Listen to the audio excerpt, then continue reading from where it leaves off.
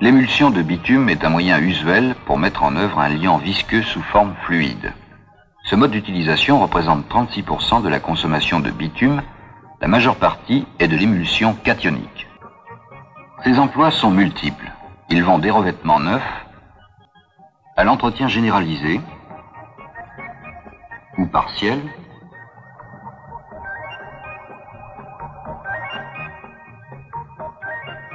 en passant par la stabilisation. L'émulsion est fabriquée en usine car la dispersion du bitume dans l'eau nécessite des conditions particulières. Fluidité du liant, préparation, puis addition d'un émulsifiant, apport d'énergie important. Le bitume, future phase dispersée de notre émulsion, y est stocké dans différents bacs.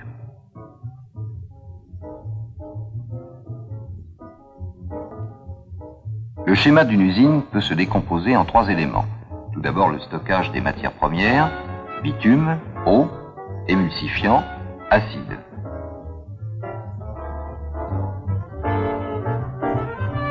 Puis les unités de fabrication du produit intermédiaire, la phase dispersante, et du produit fini, l'émulsion. La phase aqueuse est obtenue à partir d'eau, d'acide chlorhydrique, dosé volumétriquement, et d'émulsifiant. Cette fabrication discontinue se termine par l'ajustement de la quantité d'eau.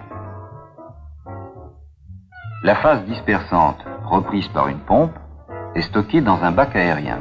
Enfin, l'émulsion est fabriquée en continu par arrivée dans la turbine des 2 phases, bitume et solution émulsifiante, dont les proportions sont assurées par les pompes doseuses. La constance du débit de bitume nécessite souvent son transit par un bac à niveau constant. L'émulsion fabriquée s'écoule dans une cuve souterraine et est refoulée dans un bac aérien de distribution. Ce dernier stockage permet le remplissage par gravité des camions. Le bitume est généralement livré par gros porteurs. Sa mise à la température prescrite pour la fabrication se fait dans le bac de stockage. Cette température, fonction de sa pénétrabilité, lui assure la fluidité indispensable à une bonne dispersion. La phase dispersante n'est pas simplement de l'eau, mais un savon dont la fabrication s'effectue dans des cuves intermédiaires à partir d'eau, d'émulsifiant et d'acide chlorhydrique. L'émulsifiant, sous forme liquide, est dosé volumétriquement, puis introduit dans le bac de préparation qui contient déjà une faible quantité d'eau. Après addition de l'acide, le bac est rempli d'eau. On peut alors injecter de la vapeur afin d'assurer l'agitation et l'apport des calories nécessaires à la bonne neutralisation de l'émulsifiant. Après ajustement à son volume définitif, la phase aqueuse prête à l'emploi est refoulée dans un bac de stockage où elle sera maintenue à une température définie, fonction de la pénétrabilité du bitume utilisé. Il faut maintenant fabriquer l'émulsion, c'est-à-dire fractionner le bitume en globules de quelques microns et assurer une dispersion stable. L'énergie nécessaire à cette opération est fournie par une turbine. Le bitume chaud arrive à la turbine après passage dans une pompe doseuse. Le débit de la phase aqueuse est également réglé pour que l'émulsion ait la teneur en bitume prescrite. L'émulsifiant joue alors son double rôle, faciliter le fractionnement en abaissant la tension interfaciale bitume-eau, aider à la stabilité en assurant entre les globules une répulsion électrostatique. L'émulsion est fabriquée, prête à être stockée. À ce stade, le contrôle effectué concerne la fabrication. Les informations qu'il fournit sont le pourcentage en bitume par mesure de la teneur en eau selon la méthode normalisée AFNOR et la pseudo-viscosité Engler définie par le rapport entre les durées d'écoulement de 200 ml d'émulsion et de 200 ml d'eau portée à la même température. Si l'on veut connaître les caractéristiques de l'émulsion, en particulier pour une application spécifique, il faut faire appel à d'autres essais de laboratoire. Partant d'une goutte d'émulsion que l'on dilue dans un stabilisant puis dans un électrolyte, le chlorure de sodium, le compteur Coulter permet d'obtenir une des principales caractéristiques de l'émulsion, sa distribution granulométrique. Les particules d'émulsion, aspirées à travers une sonde calibrée, créent chacune une impulsion électrique proportionnelle à leur volume. Il suffit de compter toutes les particules de volume supérieur à un certain seuil, puis de faire varier le seuil pour connaître la distribution des particules par tranche de volume. Autre caractéristique importante, la vitesse de rupture. Introduisons régulièrement du filaire siliceux dans 100 g d'émulsion en malaxant soigneusement. On observe un épaississement, puis, dès la rupture, la formation d'une boule qui se détache du récipient. Le poids du filaire introduit caractérise la vitesse de rupture. Des techniques beaucoup plus élaborées, délicates et coûteuses, peuvent être encore employées lorsqu'il s'agit de recherche de formulation. Ainsi, le tensiomètre de Guastalla permet l'étude des propriétés superficielles et interfaciales des tensioactifs, c'est-à-dire de leurs propriétés émulsifiantes et dopantes. De plus, avec le goniomètre, qui permet de mesurer l'angle de contact d'une goutte de liquide déposée sur une surface minérale, on peut espérer avoir accès aux phénomènes de mouillage et d'adhésion, primordiaux puisque le bitume de l'émulsion doit enrober les matériaux et non plus partir. Pour que soient transposables industriellement les résultats obtenus en laboratoire, la fabrication de l'émulsion ne doit pas être fluctuante.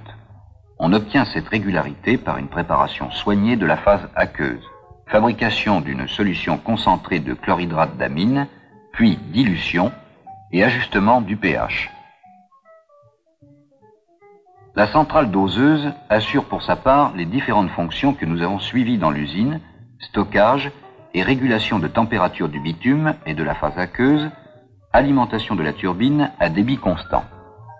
Notre bidon se transforme en cuve souterraine, d'où l'émulsion, reprise par des pompes, est envoyée dans des citernes extérieures, aériennes et calorifugées.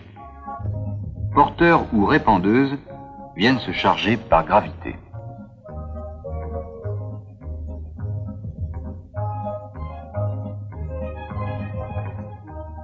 Après la pesée, la répandeuse achemine l'émulsion vers le chantier où elle est aussitôt pulvérisée.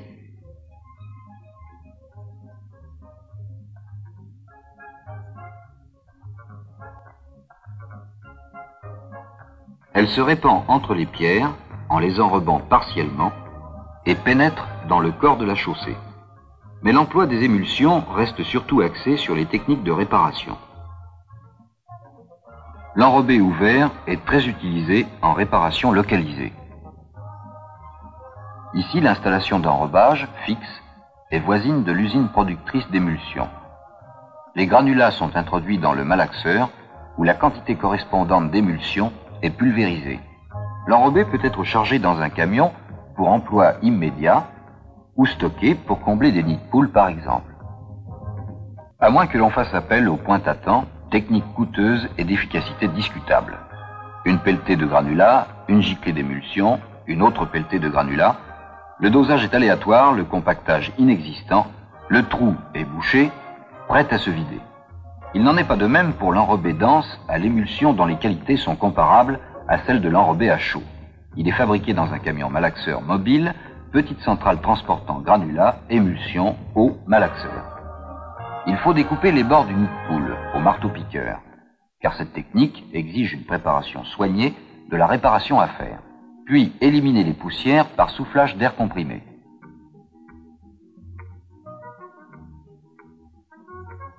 Sable et granulats stockés dans 2 compartiments sont introduits dans le malaxeur.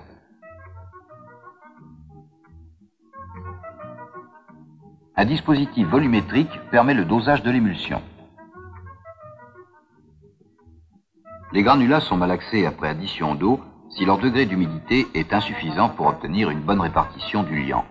L'émulsion pulvérisée, l'homogénéisation est obtenue rapidement.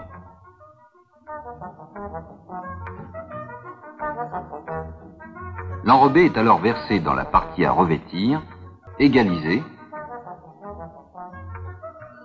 et compacté. La réparation est alors durable. Mais les réparations seraient réduites si l'on exécutait périodiquement un entretien généralisé comme l'enduisage qui pérennise et améliore les qualités superficielles des couches de roulement. L'émulsion est pulvérisée. Le gravillonneur suit immédiatement la répandeuse. Liant et granulat sont dosés selon les conseils donnés dans la directive relative aux enduits superficiels. L'atelier de compactage n'est pas loin derrière. L'émulsion cationique a dans cette technique une place privilégiée étant donné son adhésivité et la rigidité immédiate qu'elle confère à l'enduit. Les autres liants fluides ont peu d'affinité pour les granulats. Aussi a-t-on recours au dopage ou au pré-traitement. L'émulsion de bitume convient parfaitement pour effectuer ce dernier, car elle permet de déposer au cours du malaxage un liant dopé pur ou fluidifié sur les matériaux qui pourront ensuite être stockés. Les nombreuses variantes de sa formulation font de l'émulsion cationique un liant dont la gamme des applications est très étendue. Stable, fabriquée avec un bitume dur, elle est utilisée en renforcement sous forme de graves traités. Sur ce chantier alpin, la centrale d'enrobage est installée dans la carrière. Les granulats, repris au chargeur, alimentent les trémies prédoseuses en 2 fractions granulométriques. Un élévateur monte la grave sèche ou légèrement humide dans le malaxeur. L'émulsion est dosée volumétriquement par une pompe asservie au dispositif d'admission de la grave dans le malaxeur, puis pulvérisée sur les matériaux. La grave enrobée est déversée au fur et à mesure dans les camions. Le laboratoire des ponts et chaussées effectue des prélèvements, puis les contrôles habituels, comme la granulométrie et la teneur en liant. Le camion transporte son chargement jusqu'au chantier, où il le déverse en cordon le long de la fouille d'élargissement par exemple. Notons que la circulation n'est jamais interrompue. La grave est étalée à la niveleuse et reprise jusqu'à obtention d'un bon profil.